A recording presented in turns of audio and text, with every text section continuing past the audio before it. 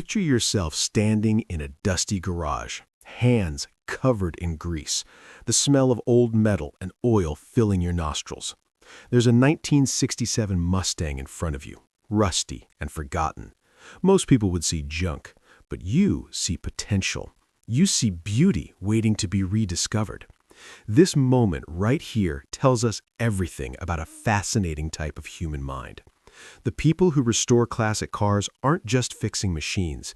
They're engaging in something far deeper, something that reveals profound truths about human psychology and what makes us tick. Every bolt they turn, every panel they polish, every engine they rebuild speaks volumes about who they are as individuals. Let's start with something most people don't realize. Classic car restoration attracts a very specific personality type. These aren't people who give up easily. Research in personality psychology shows that restorers typically score incredibly high on a trait called conscientiousness. They're meticulous, detail-oriented, and persistent to an almost stubborn degree. When everyone else walks away from a challenge, they lean in closer. Think about what restoration actually demands. You might spend 6 months just sourcing the correct carburetor for a vintage vehicle, another year fabricating a single body panel that no longer exists anywhere in the world. This isn't a hobby for the impatient. It requires a psychological makeup that finds satisfaction in gradual progress rather than instant gratification. In our world of same-day delivery and streaming entertainment, these individuals stand apart. There's also something deeply therapeutic happening in those garages. Psychologists have studied the mental health benefits of hands-on work, and the findings are remarkable. When you're rebuilding an engine, your mind enters a state remarkably similar to meditation. All the worries about work deadlines, family stress, or global problems fade away. There's only the present moment, the problem in front of you, and your hands working toward a solution. This phenomenon has a name in psychology. It's called flow state. The Hungarian psychologist Mihaly Csikszentmihalyi spent decades studying it. He found that people report their highest levels of happiness not during leisure, but during challenging activities that fully absorb their attention. Classic car restoration provides this in abundance. The challenges are real, the skills required are substantial, but they're achievable with dedication and learning. Now here's where it gets really interesting. Many restorers report that working on their cars helps them process difficult emotions and life transitions. Someone who recently lost a parent might restore the same model their father drove. A person navigating a career change finds clarity while rebuilding a transmission. The car becomes more than metal and rubber. It becomes a companion through psychological transformation.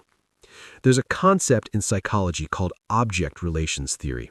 It suggests that we form emotional attachments to objects in ways that help us work through relationships and identity issues. A classic car becomes a safe place to invest emotions, to practice patience, to experience success after repeated failures. Unlike human relationships, a car won't judge you for making mistakes. It simply waits for you to figure things out. The nostalgia factor cannot be ignored either. Nostalgia serves important psychological functions. It connects us to our past, reinforces our sense of identity, and provides comfort during uncertain times. When someone restores a 1970s Camaro, they're not just preserving a vehicle, they're preserving a piece of cultural memory, a time that feels simpler or more authentic in retrospect. Studies on nostalgia show it actually improves mood and increases feelings of social connectedness. Restorers often speak about the era their chosen car represents with genuine warmth. They remember when cars were built to last, when you could actually work on them without computer diagnostics, when design prioritized style over efficiency. Whether these memories are entirely accurate doesn't matter. What matters is the psychological comfort they provide. Let's talk about control for a moment. Modern life often feels chaotic and unpredictable. Economic uncertainty, political turbulence, technological changes that outpace our ability to adapt. Where do you find stability in such a world? For many restorers, the answer sits on 4 wheels in their garage. A restoration project offers complete control. You decide every detail. Original specifications or custom modifications, factory colors or personal preferences. Every decision is yours. This sense of autonomy and agency provides powerful psychological benefits. Research consistently shows that perceived control over our environment significantly impacts mental health and life satisfaction. When you complete a restoration, you've created something with your own hands. In an economy dominated by service jobs and digital work, this tangible accomplishment carries enormous psychological weight. You can point to that car and say, without question, that you made that happen. It existed as rust and ruin. Now it gleams and purrs. That transformation came from you. The social psychology dimension is equally compelling. Classic car communities are tight-knit groups bound by shared passion and specialized knowledge. These communities provide belonging and social identity in ways that modern society often fails to deliver. When you're part of the car restoration world, you're part of something larger than yourself. Anthropologists who study hobbyist communities note that these groups often develop their own cultures, languages, and hierarchies. There's a vocabulary only insiders understand. Knowledge gets passed down from experienced restorers to newcomers. Status comes not from wealth or job titles, but from skill, knowledge, and dedication to craft. This alternative social structure appeals to people seeking meaningful connection outside conventional channels. Consider also the element of legacy and immortality. Humans are uniquely aware of our own mortality, and this awareness drives much of our behavior.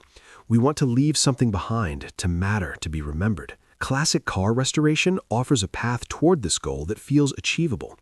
When you restore a vehicle that's 40, 50, or 60 years old, you're ensuring it survives another generation.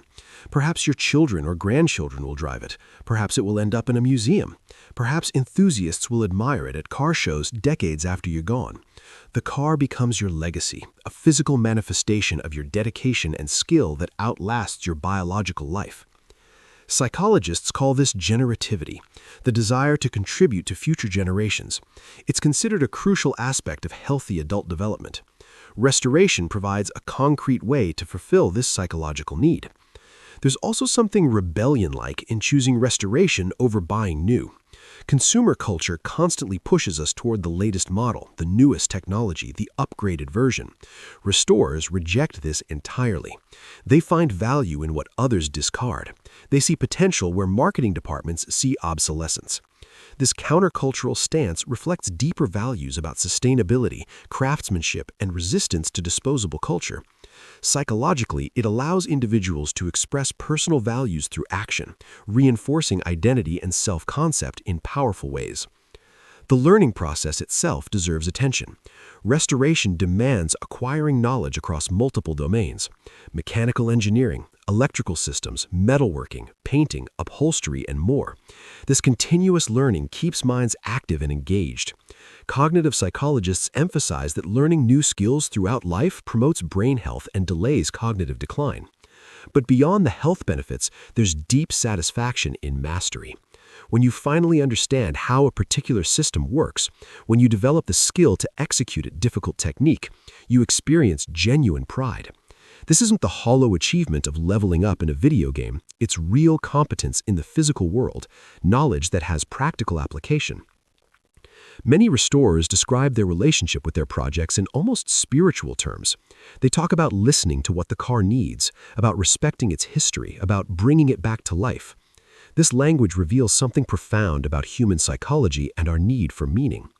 In a secular age where traditional sources of meaning have weakened for many people, restoration provides purpose and transcendence.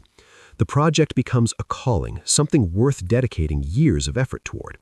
This sense of purpose correlates strongly with psychological well-being and life satisfaction across numerous studies. Standing back and seeing a completed restoration must feel incredible. All those hours, all that problem solving, all those moments of frustration transformed into something beautiful and functional. The psychology research on goal achievement shows that the difficulty of the journey actually increases the satisfaction of success. Easy victories feel hollow. Hard-won accomplishments resonate deeply. But here's the curious thing: many restorers admit it. Once a project finishes, they often feel a strange emptiness. The journey provided daily purpose and engagement. Completion brings pride, but also loss. This explains why dedicated restorers rarely stop at one car. They're not chasing the finished product so much as the process itself. The people who restore classic cars are teaching us something valuable about human psychology. They show us that satisfaction comes from meaningful challenge, that connection to the past enriches the present, that working with our hands feeds something essential in our souls. They remind us that patience and persistence still matter in a world obsessed with speed. Next time you see a beautifully restored classic car, remember it represents thousands of hours of human dedication. Someone poured their psychology into that machine, finding therapy, purpose, community, and meaning in metal and mechanics. That's not just a car. That's a human story about what makes life worth living.